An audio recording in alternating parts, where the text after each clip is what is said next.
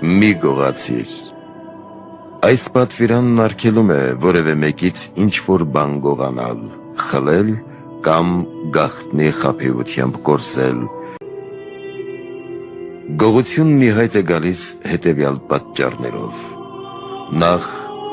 վատ դաստիարակությունից,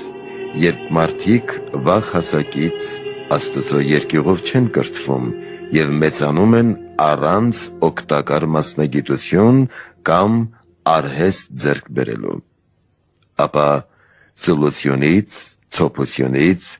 աննպատակ ապրելու ցանկությունից և անշուշտ ագահությունից և ընչասիրությունից։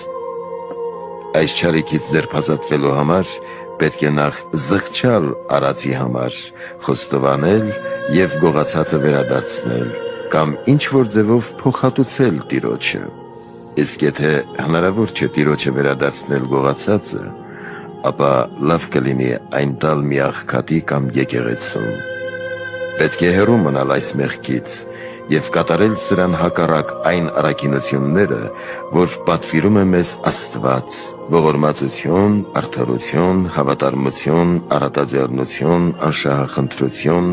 հոգատարություն խեղճերի և տկարների նկատմամբ, որպեսզի արժանի լինենք Տիրոջ ողորմությանն ու գթությանը։